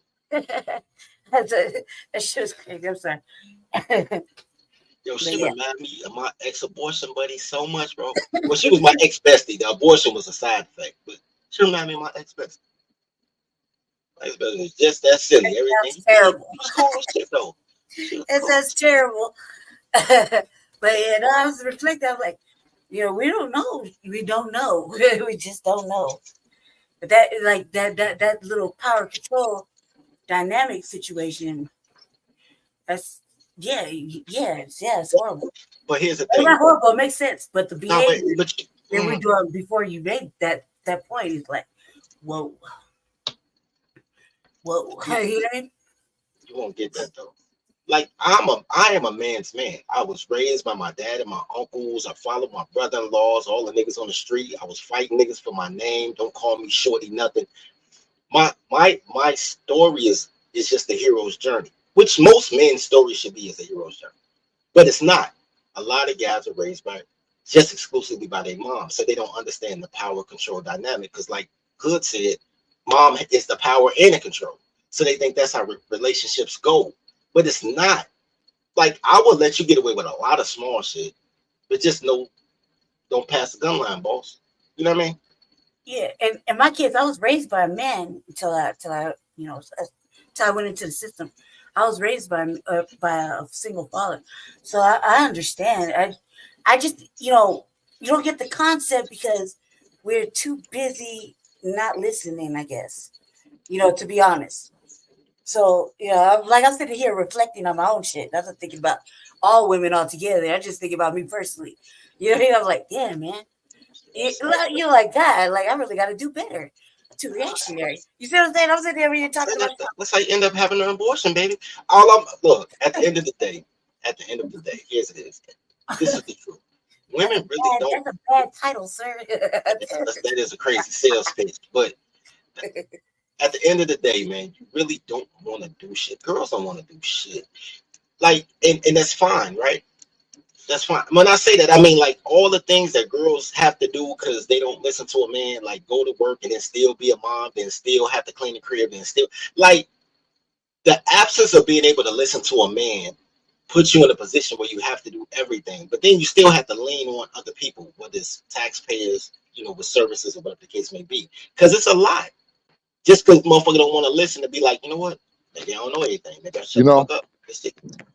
I was watching this clip the other day, and this girl was kind of explaining that point, which I've known. I kind of worked the logic out already, but she was just verbalizing it exactly like that. Like, what? Why would I be submissive to you and we go 50-50? You do as much as I do. And you would think there's a logic to it, but the problem is that she done sacrificed a whole lot more to not even be able to go 50-50. You done sacrificed all of that shit. So you can't even work it out 50-50. So you got to do it on your own now. That's crazy, I think right? too, that there's a lot of like I'm just speaking for myself. Man, there's times like I think been let down a lot, and then can't trust, and it just gets worse. Day by day, it just gets worse and worse and worse, and you don't really know what the actual root situation was, which was reaction and over talking or loud talking over instead of listening. Yeah, you feel me? Two things. Look, man, I don't know you, Shotty, but I'm gonna give you some good advice. Take this shit and run to the bank. But number one, find a way, find something to do, nigga. Like, be bored. Good. When men are in his real good phase, because all niggas do bullshit, all niggas be good. It depends on what season you catch, man. Men are boring because men have a goal in mind, so they're not really trying to spend money. They're not trying to go nowhere. You know what I'm saying? Once you walk outside, that's $100. Go outside to get some toilet paper right now. You got $100 down. Like, damn, nigga, it's crazy. So it's just you out, buddy. You sit still, right? You just put your hand in your drawers, watch TV. Like it was. Life is simpler like this. Your girl got to be used to being bored. She got to find something to do. I don't care if it's board games. That's probably why they call them board games. But if you was bored, you got to find something to do to entertain yourself and entertain him or what the case may be. Find a spice. The second thing is, though, and this is most important, don't worry about who you fucking. A lot of girls, because you're saying that you're scared you got trust issues, but 80% of divorces are women. Men have trust issues. Men lose everything over a girl. Your feelings get hurt. Men lose everything. The crib, the kids, everything. He back in his mama basement, listening to motherfuckers tell him, you gotta fight for your kids. Like, what the fuck I gotta fight? They my shit. So your feelings, gotta put them on the back burner. Nigga, look, like if I want to be with another girl, and I'm not saying I do all the time, but if I do, I tell my girl to get a girl. I don't cheat. I tell her to go recruit. I don't even need to know the girl name. That way you ain't got to worry about me calling her later or none of that shit. You know what I'm saying? Make it a team affair, nigga. You know what I'm saying? Spin on her. You know what I'm saying? You lick them, I stick them. Make it fun, man. Then you put it out on the porch. But however the case may be, and men are horrible because they lie. But men lie because girls want to hear the lie. Yo, hey guys, remember that Humphrey Bogart line when Shorty was at the airport and Shorty was like, tell me you love me, even if it's a lie. That's black love. Mm-hmm. Because the truth don't. Yeah, my homegirl told me that shit. She was like, man, I love your honesty, but honesty don't make my pussy wet. I was like, what? Yo, you know what I think? I think we didn't turn the needle and we done went so far in the opposite direction that now it's dudes look, that's what these black love panels is basically like. The dudes is telling the girls, just tell me you love me, even if it's a lie. Even if it's a lie. And the girls are like, nah, I can't even do that, son. Nah, they really can't. That shit crazy. Then they got to try to explain it. No, you see, yo, that's like the panel I was playing on my channel. I was over at the Simp Guard, nigga, and I got into this whole back and forth with these chicks, or these dudes, rather, because the niggas kept like reading off the black man resume, like all the reasons why you should respect the black man. And I'm like, bro, that shit dead. What are you doing? You look crazy. There's no reason to respect the black man. I wouldn't respect the black man. I'm just being honest with you, bro. I wouldn't do it. I do not recommend. Now, here's the thing. I respect any man, but once you put black on it, you already made yourself make sure you've compromised yourself with a crayon. You know what I'm saying? Just respect me as a man, because I do man shit. Don't put no black on my shit. Because then I don't know how to feel about that statement. I'm just like, whoa. That's a lot. Like I don't know what to feel about that. Because go ahead, Mom. No, I'm just like, whoa, like I just didn't know how to feel about that. Go ahead. What I learned from these passport bros is all that black shit is a sexual fetish. How the fuck you leave your nation? You know how many states it is? How many cities in every state? Nigga, look, I am a highway bro. I have been all around this spectacular nation fucking girls of all different ethnic groups. It's a lot of pussy in America. If that's what you're going for, it's a lot of pussy in America. 52% of the nation is women. It might not all be quality pussy, but it's available pussy. If that's what you're going for. Right? So why are you leaving America to go to another nation with black women? That makes no sense. I've been thinking about this black men only get fetishized concept, and I think there is a tiny element of truth in it, but I think fetishization is kind of how women look at men anyway. Like women fetishize all men. That's why they don't really see the bus driver and the janitor. There's nothing to fetishize, you know? But I think when it comes to like the black thing in particular and the concept of fetishization, this is what black women will never really truly own up to. The same shit that the same over exaggerated qualities that you fetishize about black men is the same shit that white girls want when they fuck niggas. Especially when you talk about the kind of white girls who they don't want to marry a black man, they just want some black dick to put it on their bucket list. Yeah, it's the same exact fetishization. Why do you think the whole thug maxing thing works across the board for black women or white? You can get a white girl looking like a hood nigga. You can get a black girl looking like a hood nigga. You can especially get a black woman looking like a hood nigga because they started this shit. But I think it kind of goes across the board. Y'all like all that crazy shit, and I mean all that crazy shit that other girls like in black men. Black women were the ones who made it popular in black men. You did not go to South Dakota with me, sir. I don't know what made you say that, sir, but shout out to you. Whoa. Nah, listen, bro. I traveled too. You was on the West Coast. I was on the East Coast. Hey, shout out to fetishes. I've heard white girls say that they fetishize me, like, and white girl. And this is a great thing about a fetish, though. If you don't mind being fetishized, because I didn't mind being a buster. I'd be a buster. The great thing is they share, bro. They call their friends like, girl, you gotta get some of this. I'm like, I bet. So shout out to them, man. They not only do they right, they generous. It's different for us as men. This is why the fetishization thing is goofy. Like, girl, you gotta insult me with some shit I feel bad about. You know, girls want to suck my dick because I'm black. The fuck I'm supposed to feel bad about that? But see, now for a girl, when that white boy only want to fuck you because you black, that shit fuck with your feminine ego. Yeah. And he want to ghetto gag you because he want to play slave. Right. He didn't want to make love to you. He wanted to try new things and shit. It's a whole different ball game. This is fucked up. And then I was listening to this podcast, like they were on some real country shit. They were saying that shit. They were like, I'm like, damn man, that's horrible. And she was like, I should stop smoking before I listen to these girls, they be telling them stories. It's a video kind of going around Twitter right now. It's an old video I did content on like a year or two ago. But I noticed something. I came up with a whole theory about this shit too. And it's mostly among the women, but especially among the black women who go to like what they call PWIs, the predominantly white institute.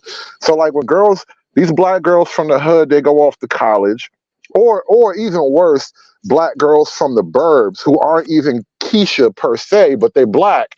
They go off to college and they can't really get the kind of relationship with white boys that they want. And they probably got, ran through or whatever, bad things happen. And they turn that butthurt into political activism. So a large amount of black women's political activism, especially when it comes to race and race politics, is because you can't get the white dick you want. But to be fair, that is true. But here's to be fair. So you have a black dick or a man dick? Pause. But it's a rhetorical question. I don't care. But that's what it comes down to. She's fucking the logo. She's fucking the marketing that's based on the dick, right? Because these are the same girls that also fuck the Arabs at the corner store for a free nachos. I mean, let's not act like they care about their body. Yeah. The whole thing is when your whole identity is based on sex, and I say this about the gay dudes too. When your whole identity is based on busting a nut, then if your nut isn't as valuable to somebody else as you think it should be, now you're ready for political activism. Gay men's inability to fuck the straight man that they want is why they read to kids in school. Bro, you're not allowed to talk about them niggas like that because there's so many obvious truths about the psychological underpinnings of gay culture It's like not only is it about the man for the black gays, because there's that whole racism in the gay community that they talk about. So obviously, even the black gays are mad they can't suck the right white dick. That shit burned them up, and now they want to march with BLM and shit because you can't suck the right white dick. But they want the thug white dick or the corporate white dick. They don't want the regular white dick. So here's the thing, because I just did a show about this yesterday about a dude from South Korea. South Korean, like a motherfucker. Looks South Korean, anything about South Korea. But he got cornrows and a pair of LeBrons on with some skinny jeans and an OPP jacket. And every goddamn black girl in the comments like, oh shit, you want some mixed babies? And I found that incredible. I'm going to tell you why. Because black women are not a people that don't like something and keep scrolling. If they don't like it, they'll let you know in the comments they don't like it. The fact that I went through like 5 or 6 videos of dude, and all you see is black girls like, if I wasn't married, I got a little sister. I'm like, not one negative comment from these color bitches. And he posting up his fucking criminal background. She's like, oh, you got a felony? Bro, it does. So gay men have the same trigger. Like when MySpace was out. Shout out to MySpace. I miss MySpace. When MySpace was out, I ended up at a gay guy's house. Pause. It's a story that goes behind that, but he was a high school friend. I was with one of my homegirls from high school. That they ended up being besties since high school. I just ran into him, so we ended up at his crib. He goes and hurry up and turn his computer monitor in when he sees me walk in with her. Right? I'm like, the fuck is you looking at? The nigga had some shit. It wasn't called MySpace, but it was called something. But it was a gay MySpace. It was like a duplicate. The same functions, the same layout, but it was for gay people. And all they was looking at was gay niggas that dressed like Tupac. That was it. I'm like, bro. Wow. I'm like, Eric. Shout out to Eric. He had a tweet. Shout out to Eric and Erica, man. Shout out to both of y'all. But I was like, hey, what the fuck, baby? Like, I like them hood niggas. So now I'm looking like, yo, bro, I'm a hood nigga. Like, slow down, B.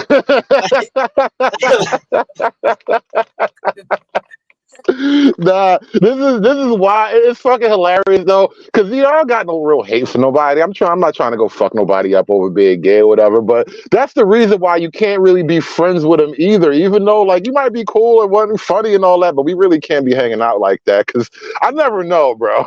That's like, all right, I don't hang around with bitches I'm not trying to fuck. Mm-hmm. Facts. And gay dudes run game like niggas run games on girls because we all men. We all men. I'm like, come on, bro. You know goddamn well that comes. Come on, stop it, bro. Stop it. Man, you want to drink, dog? I was thinking about, bro, stop, bro. Chill. Like, this ain't that, bro. But being around that gay dude made me realize something. Sometimes girls just like you, bro. It ain't really niggas got hella game. This is just like you. They like your energy. So no matter what, when she like you, all your jokes funny. Once she stop liking you, ain't none of your jokes funny. Like they just. Nah, that's just the feminine mystique. You know what I was just thinking too? This weird duality of women. The same women who they like thug niggas and shit. Like it'd be some nigga from jail and his picture go viral because all the girls want to fuck him. They think he cute, but this nigga is doing like triple life for 6 bodies, and they be like, ooh, what's his cash app? What's his commissary? Like those same women be like, black men don't build. Oh my god. That's black men don't build. That's crazy. Oh yeah, that's the same girls. That's the shit they be on, and it's like if you hate women, because this is the argument you get. You hate women. Like if you truly hated women, that shit would frustrate the fuck out of you. But I'm kind of at a point where it's just like y'all are so fucking amusing. Shut up, Snowman. Somebody. A little confusion going on. I think. I don't. I can't. I mean, me personally. Just me personally. Yeah, I don't think about. I don't think about white dick. As me personally, I don't fetishize. I like kind of the opposite of that. But I'm just like, damn, man. Like, is it really like that? Like, I'm thinking about it. Like, damn, this is really doing that. Like, are they really thinking like that? I have to have a talk. Like, is this really that? Is it really like that? I was like, God, man, that's crazy. That's just crazy to me. The easiest thing on earth is catch a felony. All you gotta do is get caught. Nigga. It's not even hard. It's hard to stay free and do crime. It's easy to get a felony. That's nothing. Your volume got low. Being a felon. Your volume got low too. But what the fuck was we talking about? How the fuck did we become relationship counselors? White I don't even dick give a and fuck about fetishism and what people were. This just shit threw me off with the white dick shit. That shit just threw me off. No, that was my black woman political activism theory. Because you don't realize most black women who are politically active, they come through the university system. And, a lot of black women, they go to good schools too. And I just realized, and even outside of the university system, there's another thing where, like, when you get out into the world, into the corporate world, you working in these jobs or whatever, a lot of women, they don't get the reaction from Brad that they want. And that shit burns them up. But you know why they don't? Because I had this conversation with my niece, and I'm not going to say the full conversation, but I'll tell the ending. My mother, based on her socioeconomic status, got 2 husbands. I don't know how she got any husbands, but apparently she had 2. Maybe she was somebody in her day. When I met her, she was mom already. I don't know the 18-year-old her. But anyway, and both guys were primed to be great guys. Like, both guys would have been millionaires had they not dated my mother, married my mother, right? And so, God bless, right? But great guys. My dad is a great guy, but he do real boomer shit that's anti-man, because you can't be a man and be a boomer apparently. And my sister's dad, my mother's first husband, he got drafted to the Tigers until my mom did some bullshit, and the team was like, yo, we don't even want you, bro, because we don't fuck with your wife like that. So she married good dudes. My sister took that shit and was like, hold my beer. Every nigga my sister fucked with a 7-figure dude, married an 8-figure dude, and cheated on the 8-figure dude with an 8-figure dude. But it's hilarious. It's a crazy story. She was cheating on a baller with a basketball player. Like, it was just crazy shit. My sister she had a date. My sister was cute on that date. But I don't see how she got ballers, because her attitude, like my mama attitude, like, who like y'all? Anyway, then here comes my niece. Here comes my niece, my sister's daughter. Now she got a doctorate degree and all that type of bullshit. And she wants the type of man. Here's the duality with the college girls now.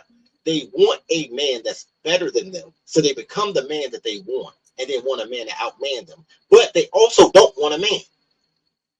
So I'm like, yo, your mom is a big game hunter. I was like, your grandma a game hunter, your mama a big game hunter. If you can't even catch a fucking fish, that means you ain't listen to your mother or your grandmother. Like, as much as they get on my nerves, they get good guys. Like, if you want a good guy, listen to your mom. But you know what? Go ahead. No, I was gonna say I don't think that's just limited to the college women. This is something I noticed with.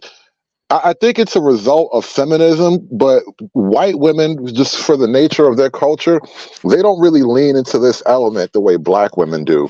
Like, white women don't have that raw, natural disrespect for their men. And this is why you see that weird desire for white men among black women, is because they have like an automatic overvaluing of the white guy and an automatic undervaluing of the black guy. And so how that works out oftentimes is the black woman, even when a lot of black women date down on purpose, but they want the man to still be better than them at whatever level, right? They have a certain amount of money or whatever level they at. They want a man to be better than them.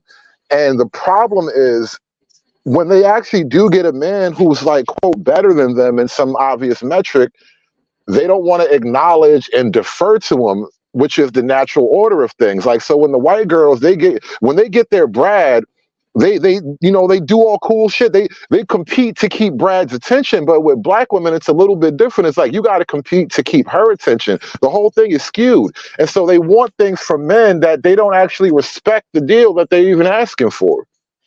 Okay, girls are dumb. I'll piggyback off that. white women white women dislike men for a short period of time, the way that black men love black women for too fucking long. And that's in the abstract. Like white women don't hate a particular man. White women just hate men because they 18 years old and they smelling they piss. But they get over it quicker. So by the time they get their associate's degree, they spend the next 2 years trying to find a husband while they in college. They spent the first 2 years hating everything, trying to save shit, be feminists, got signs, joining Black Lives Matter. Then they turn 20, 21, like, yo, it's time for me to get my life right. Let me find a husband, right? Because bills have to be paid and it's cold outside, right? Right. Black women, everybody else go to college to find a man. Black women go to college so she won't need one. So what happens Mm-hmm. is black women hate everything. They really hate, even when they say they need a man, that's because they got too many bills and they're just looking for a sponsor. But they really hate, they like hating people. And I've studied the colors. I have studied the colors intensely. And I realized why. It is the programming from black mother to black child. There is something intrinsic about black mothers to make their daughters go against natural law. Like, don't sit on his lap, don't take candy from, like, every man is a danger, which they wouldn't have to do if she wasn't a dumb bitch that ran off the daddy, because then the child would have masculine love. You read my mind. I think that right there is the fundamental difference between like the black little Becky and then the white young Keisha, whatever.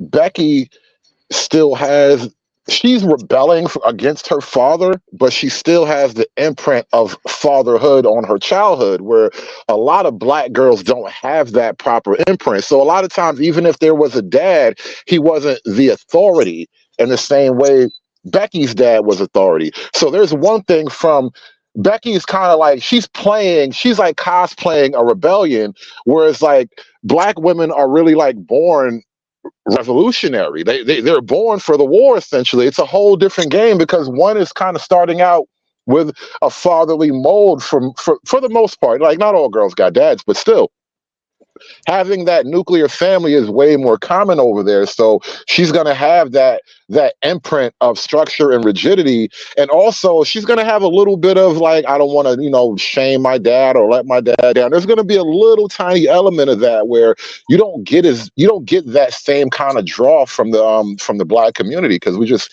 shape differently. Because women choose their own man and they're not supposed to. They're just not supposed to. Women make horrible decisions. Like, okay, I'll give you a perfect example. Me being a ganger banger, get a little ass. Me being a hot boy, get a lot of ass. Them knowing that I graduated from high school at 12 years old, man, wrote books and invented shit, got patents in my name. That don't get pussy wet. Everything that would make me a good person if I was Jewish or Arab makes me a pariah in the black community. So I just be like, I fucking shitty, like, give me some pussy. You feel what I'm saying? Whoa. That is the issue. So now here's another problem. Every woman wants a man that's smarter than her. And that's fine, right? Because everybody needs instruction. You need to be able to trust the person that you're with. So you need to know, if you don't know it, that they got you. That makes perfect sense. That's natural law. What makes it unnatural is black girls want a guy that's smarter than them. Then they want to outsmart the smart guy. Like, bitch, what's the purpose? Well, I think it's a fundamental, like, all right, a few minutes ago we were talking about that conundrum of, once she's trained to earn her own money and be her own woman, it makes her way less compatible to actually be under a proper man. Not just any nigga, but like, if you meet an actual good man who's worth it, she's way more incompatible just for having been trained to be independent, right? So I think when it comes to that argument, you're dealing with a whole different kind of beast with the black woman, because they're trained for independence. No, they're not. They're trained to be slave owners. Never make the mistake that, bro. They're not trained to be independent, because they're independent as shit. They're trained to be I give you that in the grand context of it all, but when it comes to like how their daily lives work out, they're not seeing it, and it doesn't. That payoff hasn't really come yet. we kind of, you and I see the writing on the wall, but I get what you're saying. I just think that the framing of it is more about their independence makes them almost completely incompatible. And so about them trying to outsmart the smart guy, they have to do that because here's the problem. In her mind, she's supposed to be, you know how like the girl in the chat, the not gynocracy lady, she was saying how they want equal control. And I told her there's no such thing as equal control. That's like a car with two steering wheels. The problem is they've been bred and trained and indoctrinated, not only from their mom, but just from the world and then from school. And then don't let her go to college. They'll get all these messages about what a woman's supposed to be. And so then they get with a man who is actually competent, actually has a proper broad vision, a broader masculine vision. And not one, it's intimidating because now he's not somebody that you're better than, and so you automatically know how to roll. He's somebody who you have to contend with.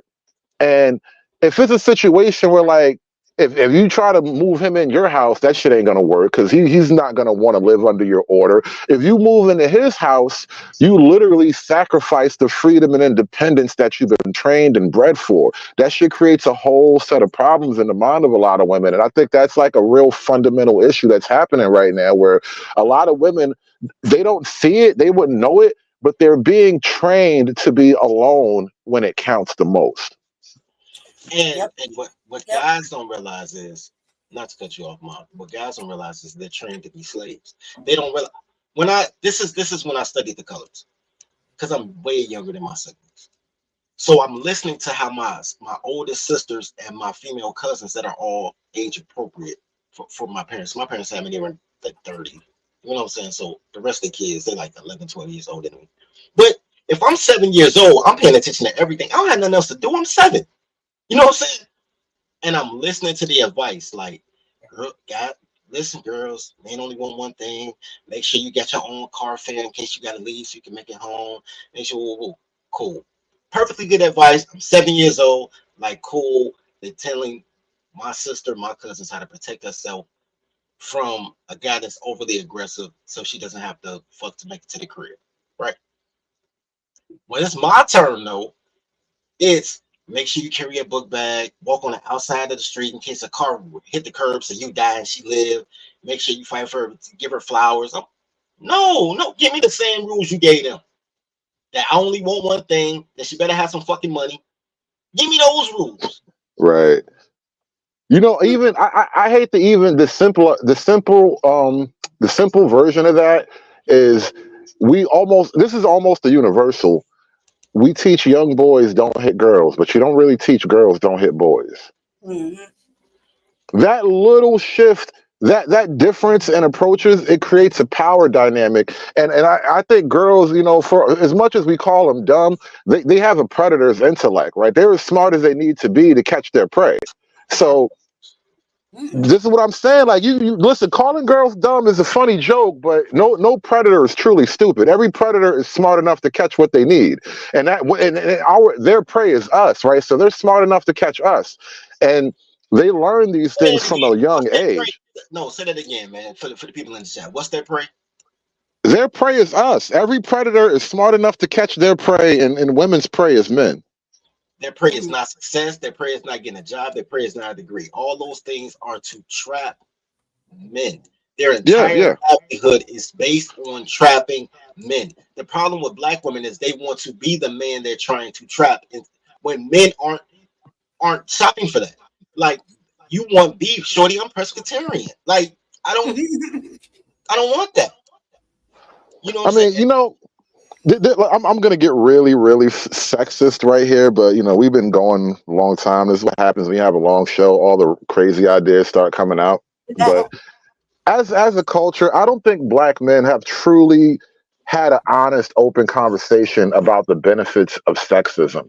Like, why? Like, all right, if we're supposed to be a revolutionary community, because I'm thinking about video clips that I saw from like Panthers and whatnot, Black Panther women talking about we on the front line next to our men. I'm like, if you really want to be honest, how many women does an army really need on the front line? Like, we haven't really had that honest conversation as you know, black people. because we just been drilled down a particular line. But let's keep it a buck. Like, what competent army really has women in the front? Not only that, they're a communist socialist group. Let's be fair. The Black Panthers that people think are so pro-black, they are, because black is for women. They're a commie socialist group. And all of the women that were in that motherfucker had whole degrees and jobs. That is not how communism works. Communism works like the projects. Everybody got the same accommodations. You just decorate them how you want to. Ain't nobody really got shit. We share what we got. The projects is communism.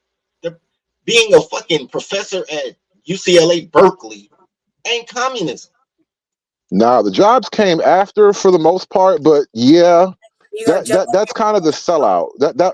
That's why, like, when black men used to make that argument about black women sold us out, it wasn't even just the issue of you chose black men over welfare. That was like some one-to-one personal shit that happened between men and women. But on a collective level, black men had no problem putting their women forward to go to university, to go get educated, to go learn. And you were supposed to bring these things home and raise the community, but them stupid niggas, they forgot the natural order. That's not what women do with knowledge. Women don't give a fuck about building castles and shit. They like shoes and glitter. And so women didn't do what men would normally do with power and leadership. Women looked out for each other and they kept the party going. And so the men didn't really get the same benefit from like the revolution that the women got. And so the women now, they got this position in the universities and in city governments or whatever. And it didn't turn into a beautiful, developing, thriving black community. That shit turned into the modern ghetto that we all complain about. And they tell men to step up. Here's the thing, because I'll never step up, so I'm not. And they tell the men that we don't build. Like we all agreed that women would get into school and learn to build, and then 25 years later, these bitches like, you niggas don't build shit. Not only that, but you want me to do the labor for free. That's slavery. You want me to save the community for free. You want me to mentor your kid for free. You want me to put myself in danger for your goofy, raggedy ass, because men's supposed to protect them, for free. And I say no to thee, and now I'm a bad guy. And I don't care about being a bad guy. So you got me fucked up. So which is why I don't mind snatching your goodies and giving you these 2 tacos and let you get $40 from somebody else. Because I understand that I can't love a person that doesn't love themselves. I can't. If your value is based on me, right? All women's value is external. Women have no internal value. I'm just being honest. Now, I might see some value. I might like you, but you don't like you. It don't matter. You know what I'm saying? So now I can't like you because I know you don't like you. So I got to take my like with a grain of salt because I can't lift your self-esteem, or you'll think you better than me because you only like me because you don't like yourself, right? So I got to keep you in that perpetual you ain't shitness for you, not for me, for you. And that's what they should have done. The Black Panthers should have done. But anyway, so what ends up happening is the fact that all of women's worth is external. Even which like I know my worth. No, you don't, because their worth. What do they do when they say they know their worth? They take vacations, they buy purses, they fuck niggas. So everything that you think made you worthy is external, right? So your worth is based on your value. And the value is based on the market. Men assume your market value. You can't assume your market value, right? There is a man that will give you $300 just to make sure you're all right. He assumes your market value. You can't come. That's why I hate that. I hate that I know my worth thing, because it really is a statement of value, and the value is based on the market, like you said. The bitches ain't putting themselves on the market, but you know your worth. You don't. No, you don't. You don't know shit. You don't know shit. But here's the thing: when a girl says, "Yo, a man got to give me $200 to date me," you put a price on yourself that no man will accept. However, there are men that will give you $200 if you just shut the fuck up. Yeah, just give it to you. Just shut the fuck up. You know this is why I didn't understand this entire like archetype as a kid. It's just something you see, make fun of, like the old white man in the mountains who says "fuck the government." You know, like Ted Kaczynski, like the Unabomber.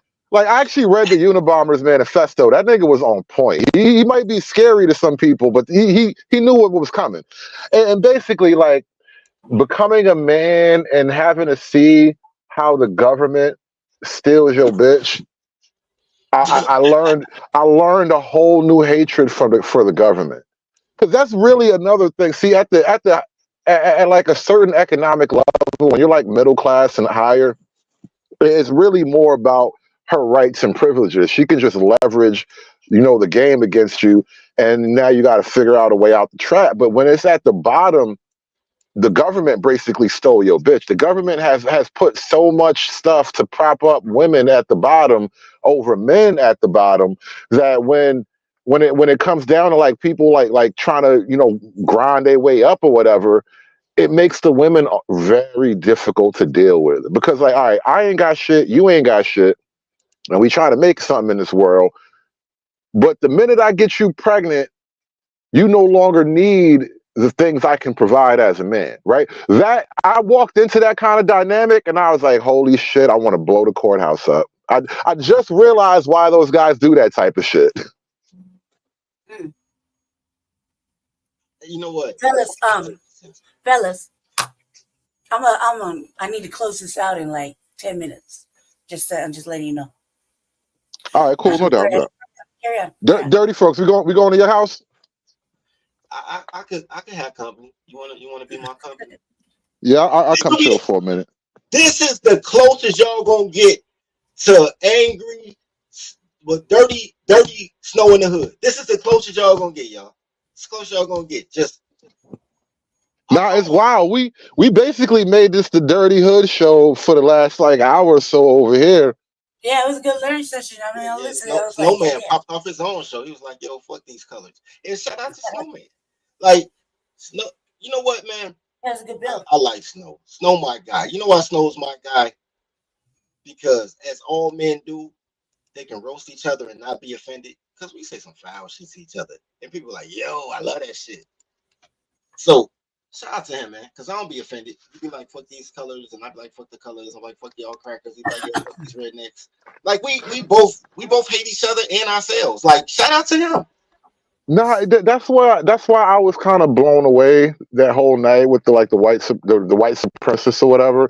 The fact that we got along, it didn't surprise me, but I was amused by that shit, because like, bro, niggas kind of got the wrong idea about the political position in this world. And Dirty Folk, you kind of say it, you framed it in a way that works perfectly. Like, black men, we got to just be willing to make a deal, and if we take the number 2 spot in America, accept that. Number 2 in the best country in the history of the world is a good deal for niggas that used to pick cotton.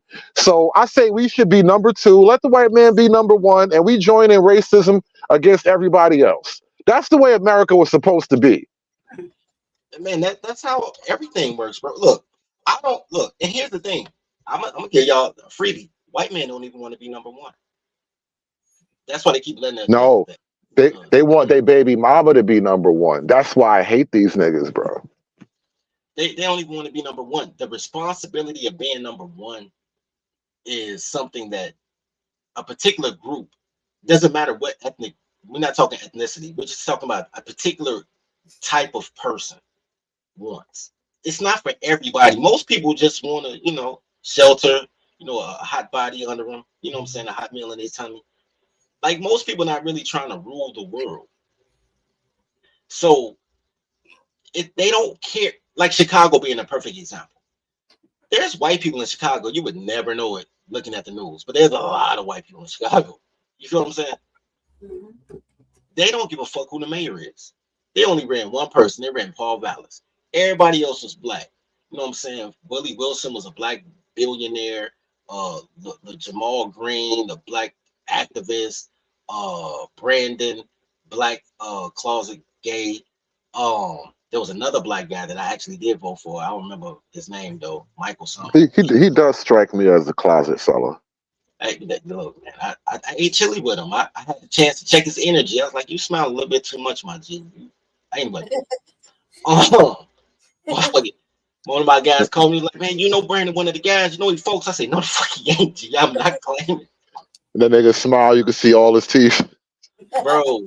The ones in the back, my nigga, like the Cheshire cat or whatever how you pronounce that cat, or Alice in Wonderland. You see all the teeth, nigga. But 7 out of 8 candidates, black women. Lori Lightfoot, she ran again. She lost, obviously, but she ran again. Uh, uh, Carol Mosley Braun ran again. Everybody was black. It was only one white guy. So white people really don't care who's in charge. They just want you to make sure they straight. You know what I mean? That's why I said, listen, bro, between these various Muslims and the various Latinos, black folk gonna have to rethink their whole political strategy because this shit ain't gonna work. The Muslim vote and the Latino vote is gonna block your reparations. They gonna keep selling that to you so you can vote Democrat, but that shit ain't gonna happen. And so that being said, y'all niggas gonna have to think up a new strategy because the world is changing fast. The politics that you thought was happening ain't happening no more. We're on a whole different type of time. That's why I said, look, we should just link up with the white folks, kick everybody else out, and then if we gotta have little battles here and there, that's fine. It's our house. We family. You know what though? The problem with colors is they still a lot of doing. people been talking about it like that. A lot of people would say things like that. That's very interesting. Now we still having 1950s arguments. Mm-hmm. You know what I'm saying? Have you ever heard of the it's a comedy show in Utah with the Mormons. It's called the no alcohol show and no something. Anyway, it's supposed to be they're in a bar, but there's no liquor and you can't use any profanity. The very idea of Mormon comedy sound dry and weird. As Mormon comedy, that should sound so like that's like a fucking. The Mormons aren't the comedians though. It's just it sounds funny as hell. What they joke about virginity and cows and shit. Now multiple wives, but no, it's all type of comedians. But it's in Mormon, it's in Utah, and they film it on Comedy Central, and it gives a lot of. It's like the Mormon version of like the Mormons took over what used to be Def Jam or something like that. They gave comedians exposure, and now they do it. It's called the something. Anyway, there was a black guy on there that said the realest shit. He said him and his girl and his brother or something were the only 3 black guys around all white people, and all the white people were scared, like, oh my God, they're gonna get signs, they're gonna start marching, and everybody laughed. And I'm like, this is what they see colors as 2 this motherfuckers that grab some signs and break dance in the street for a minute and then go back home. Damn. It is what it is, because it is that 1950s thing. That's what they did in the 1950s. And who paid for the cameras? Because there ain't no YouTube back then, bro. Motherfuckers had to bring the press out. You know what? We'll discuss that on my channel, man. I'm right. See, once you start talking about the press and the media, you start talking about that invisible third party. That's why I say, look, black folk, we chose the wrong friend. We chose the wrong friend because we think one person or one group of people is responsible for all our struggle. And I'm like, well, there's another group of people that's kind of in the mix too, and they've been doing a lot of shit that you didn't talk about. Matter of fact, you thought it was Group A, but it was really Group B because they look alike. That's the problem. My mother calls everybody hunky. She calls Mexicans hunkies. She calls the tiny hats hunkies. She calls the crackers hunkies. Everybody hunky. She has more hunkies in her heart than George Jefferson. And you know what? I think that blending that obscures the target, and I think that was done. That was something that was intentionally put on us. That's the crayon game, right? Because the Italians and the Irish have really very little in common with the Brits, the French, and the Germans. Very little. But right. Whether you're talking about ethnicity, culture, or the slave trade, there's radically different levels of involvement. Yeah. Even in America, I had an Italian girl come to me, and I didn't sleep with her, but I did not sleep with her because she was white. I didn't sleep with her because she was a co-worker, and I just do not sleep with co-workers. But she came out on break one day, was like, "Oh, Daddy, you should give me some of that mystical, magical I smoke Newports too." I'm like, bitch, smoking Newports ain't a indictment on blackness, motherfuckers. Nah, you know what I was just thinking? Because like Europe is funny because white people, they got their racism like the intra-white racism, and so like certain groups are like the niggas of Europe, and Italians are one of those groups. Like you ever see that movie True No, Romance where he I was just telling lied. that joke about the eggplant and all that shit? Like a lot of Europe, they look at certain groups like you ain't really white like we white. And I just lied. She wasn't Italian. She was Greek. No, she was Italian. My supervisor was Greek. She was cool as shit too. Yeah, I don't think Greeks and Italians get counted as white by the hardcore white people. Either way, she was Italian or Greek. Either way, she wasn't counted as a she's not she's only white next to black people. But anywhere else she was Greek or Italian. Which one? I think she was Italian. Sicilian, some shit. She was dark skinned crap. But it is what it is. Hey man, I'm finna fire up the show because she gotta go, man. And I respect you. Was cool. You was hanging out with you been cool the whole time. You were cool moderator. Smoke you a joint though. Don't quit smoking blunts. I'm gonna tell this to all the ladies. You tell your friends this, shout. Ain't nothing sexy about a bitch smoking blunts. It's not about the weed, it's about the blunt. Smoke joints. Roll you some joints, so get you one of them one hitters. The whole blunt shit. Well, I switched the papers years ago. It's way more economical too. Yeah, that's player shit. The Yeah, joints. it was a joint. It was a joint. And I was drinking a double shooter. I was just at the giggle, and this shit just hit me at the wrong time for the giggles. But yeah, Nah, you good. You good. That's how you was high. I was like, oh, she chill. You know what I'm saying? I was just holding it down because I thought Blackstone was gonna pop back up and close the show down. So I was just sitting here just holding it down. I didn't intentionally. It wasn't intentional. It just happened that way. That's the conversation kept growing. You know what I mean? So yeah, I didn't intend on holding it down this long, but I just actually had things to do. You know what I mean?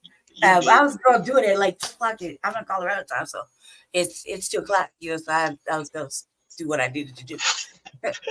Not you. I'm laughing at Roy talking about snowman and nodded off with blows. Hold on, we got another guest real quick. Welcome back, brother. Hey, we taking this to the daycare, man. We out of here, man. We gonna let her, you know what I'm saying? She been cool. She been a hospitable hostess. You know what I'm saying? She ain't even get on my nerves. You know what I'm saying? That's how I know she know. You know how you get on my nerves? You ain't even get on my nerves. You all right. So man, we gonna shut the respect, man. We gonna dip off. But you're welcome to slide through. Matter of fact, hold on. Thank you everybody for joining Black Sun's panel in this show. Thank you everybody for chiming in on Black Sun's channel. Y'all have a blessed day. Yeah, we taking this. Hey, Hood. I'm gonna put both of y'all really. I'm gonna put the link to in the back chat. You know what I'm saying for the what's the name?